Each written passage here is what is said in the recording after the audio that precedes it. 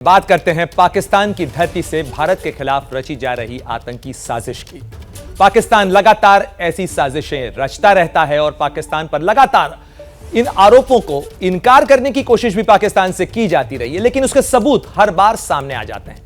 अब बड़ी खबर आपको बता दें कि पाकिस्तान से 2 दशक में पहली बार एक आतंकी का शव भारत से वापस लिया है। 21 अगस्त को नौशेरा सेक्टर में घुसपैठ के दौरान आतंकी तबराक हुसैन जख्मी हो गया था और बाद में इलाज के दौरान उसकी मौत हो गई थी। पाकिस्तान अधिकृत कश्मीर के लश्कर तैयबा के तबराक हुसैन ने कबूला था कि वो भारतीय सेना की एक पोस्ट को निशाना बनाने के लिए आया था और इस काम के लिए उसे पाकिस्तान की खुफिया एजेंसी आईएसआई के कर्नल यूनुस चौधरी ने भेजा था। यानी न केवल उस आतंकी की पहचान साबित हुई बल्कि उसके हैंडलर का नाम भी भारतीय सुरक्षा बलों की पूछताछ में सामने आया और इसके लिए उसे 30,000 रुपए भी दिए गए थे। और आपको यह भी बता दें कि किस तरीके से घमासान मचा हुआ है सियासत में मदरसों को लेकर भी, क्योंकि मदरसों की सियासत के भी कुछ तार पाकिस्तान से जुड़ते नजर आ रहे हैं। अगर बात करें जम्मू कश्मीर के किश्तवाड़ की, तो मदरसे के एक मौलवी को गिरफ्तार किया गया है और उसने पाकिस्तानी हैंडलर के संपर्क में होने की बात कबूली है। फरवरी 2020 से यह शख्स अब्दुल वाहिद संपर्क में था पाकिस्तान में कश्मीर जाबाज फोर्स नाम के एक संगठन से और उसके उमर खिताब नाम के हैंडलर से, और यह सारी चीजें भी सामने आई कि किस तरीके से वो सुरक्षा बलों की जानकारियां मुहैया करा रहा था, पाकिस्तान को भेज रहा था। और मदरसों का सर्वे भी हो रहा है दूसरी तरफ उत्तर प्रदेश में, जहां ये तमाम चीजें भी सामने आ रही हैं कि किस तरीके से ब्रेन वॉश करने की कोशिश चल रही है। और अब खबर आतंक के मैसेंजर मौलवी को लेकर जुड़ी हुई, आपको बता दें आगे कि किश्तवाड़ में सुरक्षा बलों ने मदरसे में पढ़ाने वाले मौलवी अब्दुल वाहिद को गिरफ्तार किया है और पूछताछ इस मौलवी ने कबूला है कि वो पाकिस्तान में अपने हैंडलर के न केवल संपर्क में था बल्कि पाकिस्तान की खुफिया एजेंसी आईएसआई को वो भारतीय सुरक्षा बलों सेना के तैनाती की जानकारियां भी भेज रहा था। किश्तवाड़ में सुरक्षा बल के जवानों को बड़ी कामयाबी मिली है। पुलिस ने किश्तवाड़ में एक मदरसे के 20 साल के अब्दुल वहीद नाम के आतंकी को धर दबोचा है। आरोपी अब्दुल वहीद ने कबूल किया है पाकिस्तान के इशारे पर काम करता था, सुरक्षा बल की जानकारियां जुटा रहा था, कश्मीर जाबाज फोर्स के लिए युवाओं को रिक्रूट करता था। आतंकी वहीद मदरसे की मस्जिद में इमाम की भूमिका निभा रहा था। हालांकि उसी मदरसे के एक दूसरे मौलवी ने कहा कि वहीद की असलियत की उसे जानकारी नहीं थी। यहाँ हमारे जामे मस्जिद के जो इमाम थे मौलवी अब्दुल वाहिद साहब, जिनको पुलिस ने उठाया है, बाद में पता चला कि वो गलत किस्म की एक्टिविटीज़ में मुब्तला हैं, तो हमें उस बारे में कोई इल्म नहीं है। पूछताछ में मौलवी वहीद ने कबूल किया कि वो दिसंबर 2020 को फेसबुक के जरिए पाकिस्तान में बैठे आतंकी हैंडलर तैयब फारूकी उर्फ उमर खताब के संपर्क में आया। उमर खताब अपने आप को आतंकी संगठन कश्मीर जाबाज फोर्स का कमांडर बताता है। और मदरसों की आड़ में देश विरोधी गतिविधियों की खबरों के बीच ही उत्तर प्रदेश सरकार ने मदरसों के सर्वे का फैसला किया था, तो इस मामले को लेकर जमकर बवाल भी हुआ। इसे धर्म और राजनीति के चश्मे से देखने का खेल शुरू हुआ। ऐसे में एबीपी न्यूज ने यूपी के मदरसों का सच सामने लाने वाली पड़ताल शुरू की। देखिए हमारे संवाददाता अभिषेक उपाध्याय की लखनऊ से यह खास report. Faizul Uloom junior high school, दीवार पर लिखी इस इबारत से ऐसा लगा यहाँ कोई स्कूल चलता है। आगे बढ़ने पर किसी सरकारी स्कूल जैसा भवन भी नजर आया। सवाल है कि अच्छी खासी जमीन पर बने इस भवन में होता क्या है? यही जानने के लिए हमारे संवाददाता अभिषेक उपाध्याय इसके अंदर दाखिल हुए तो पता चला यहाँ एक मदरसा चल रहा है। और देखिए जैसे हम अंदर की ओर प्रवेश कर रहे हैं, हमको इस मदरसे की सूरत दिखाई पड़ रही है। यहाँ पर अभी कंस्ट्रक्शन चल रहा है, यहाँ पर जो निर्माण है वो हुआ नहीं है। सामने की तरफ का जो हॉल है, इसके बाहर यहाँ पर क्लास चल रही है, बच्चे यहाँ पर पढ़ाई कर रहे हैं। कहने को इस मदरसे में कई कमरे हैं, लेकिन बच्चे एक कॉरिडोर नुमा जगह पर पढ़ाई करते नजर आए। टीचर के नाम पर हमारी मुलाकात एक मौलवी साहब से हुई। हमने उनसे सवाल किया, ये मदरसा किसका है और इस हाल में क्यों है? कब से चल रहा है मदरसा? ये मदरसा तो काफ़ी दिनों पहले से चल रहा है। मतलब 1 साल 2 साल? नहीं 10 मेरे ख्याल से 30 साल से ऊपर से। 30 साल से मदरसा है? जी हाँ, ये हाजी कलीमुल्लाह साहब जो मलिहाबाद वाले हैं।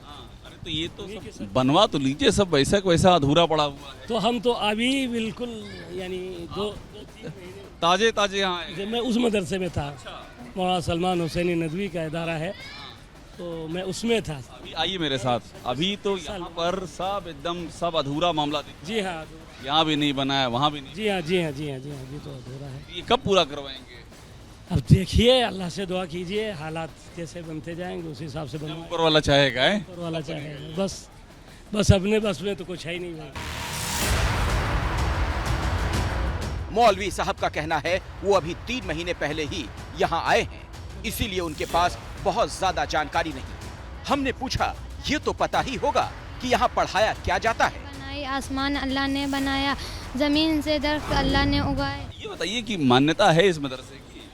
अब इसके कागजात मानता तो गालिबन 5वें तक है इसकी, लेकिन कहाँ है कागजात? वहीं हाजी कलीमुल्लाह साहब क्या मिलेंगे। मान्यता कहाँ से है इसकी? अब ये भी पूरी तहकीक वही बताएंगे, क्योंकि अभी हमें आपको ये भी नहीं पता कि मान्यता कहाँ? 3 महीने मुझे हुए ना। मान्यता है? हाँ, मान्यता किस दर्जे तक मान्यता है? गालिबन 5वें तक है। गालिबन 5वें तक, पर गालिबन मान्यता कहाँ से ये आपको नहीं पता? ये मुझे नहीं पता है। ये वो बताएंगे।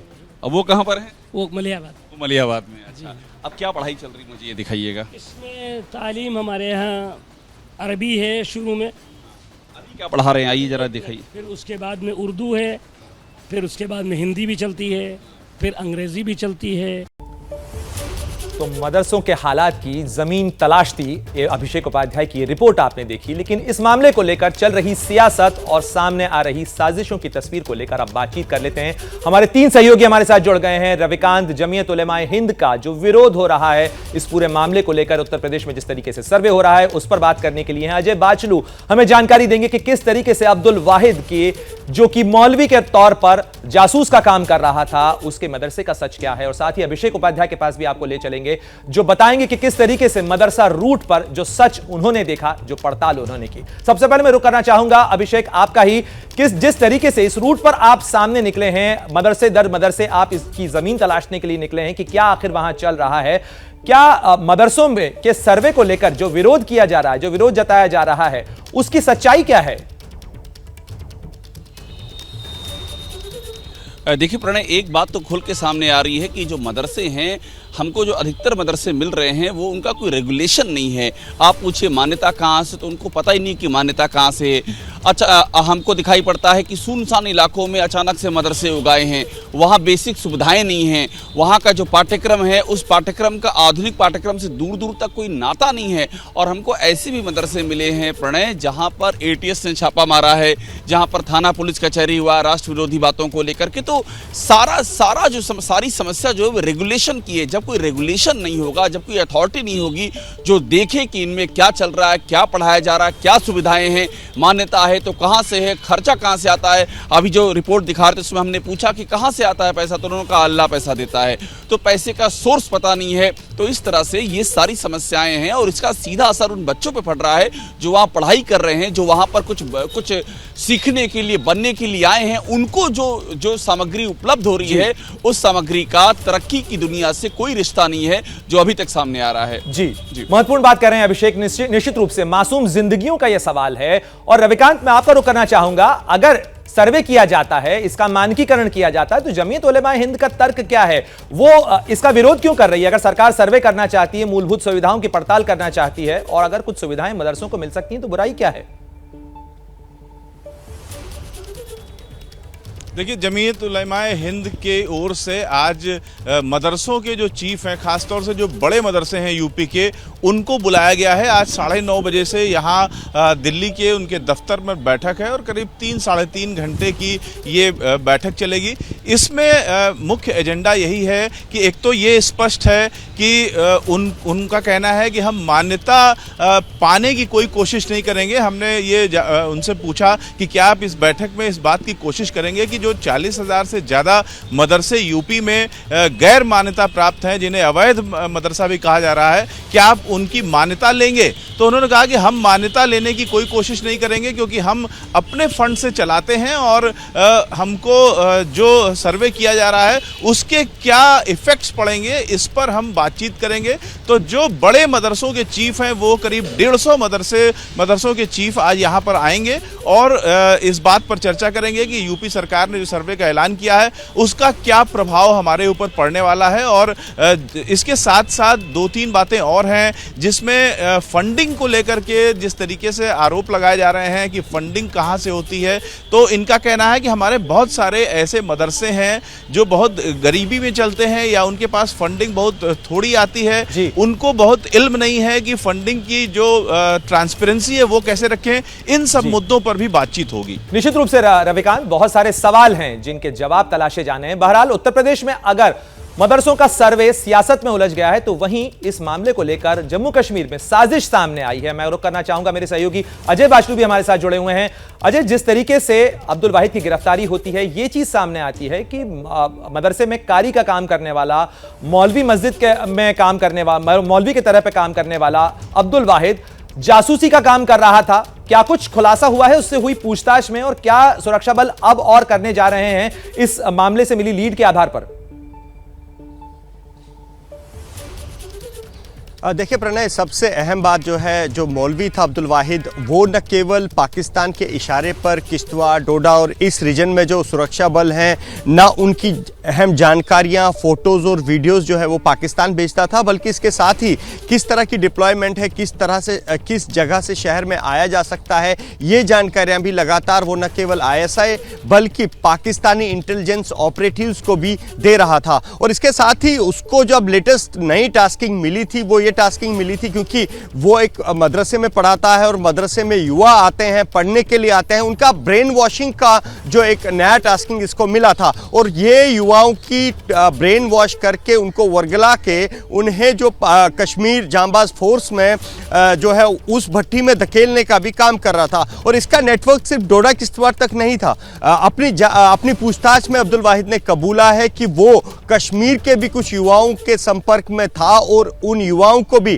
कश्मीर जांबाज फोर्स ज्वाइन करने के लिए इसने बात की थी। और उसमें से कुछ युवाओं का फेसबुक अकाउंट जो है इसने अपने पाकिस्तान में बैठे आकाओं को जो है तैयब फारूकी जो इसका हैंडलर है उस तक भी पहुंचाए थे। तो लगातार ये न केवल जो है अहम जानकारियां जुटा रहा था, बल्कि ब्रेन वॉशिंग के काम में लगा था, जो अपने आप में खतरनाक है। क्योंकि लगातार जिस तरह से हम देख रहे हैं मदरसों में जो लोग पढ़ने के लिए आते हैं उनका ब्रेन वॉश करने में लगा था। और लगातार ये सारा खेल जो है ना प्रणय, वो व्हाट्सएप पर चल रहा था। और व्हाट्सएप भी इंडियन नंबर का नहीं, जो पाकिस्तान के ऑपरेटिव्स हैं और जो इसके कमांडर्स हैं, उन्होंने मौलवी को पाकिस्तान के नंबर के 2 व्हाट्सएप एक्टिवेट करके दिए थे। जरूर होगी अजय, जिस तरीके से आप जानकारी दे रहे हैं, शुक्रिया आपका भी, और साथ ही अभिषेक उपाध्याय आपका भी, और रविकांत आपका भी इस तमाम जानकारी को देने के लिए। क्या मजबूरी है मेरी, बताइए। मैं अभी आपको बताती हूँ कि मैंने ओए होए होए होए नमकीन के चटकारे लेते हुए टकटकी मार के डिबेट शो को पॉज रिपीट कर करके देख रहे हैं जोगिंदर जी। इनकी तरह आप भी देखें अपनी फेवरेट डिबेट्स को रिपीट कर, और डाउनलोड कीजिए ABP लाइव ऐप अपने स्मार्ट टीवी पर।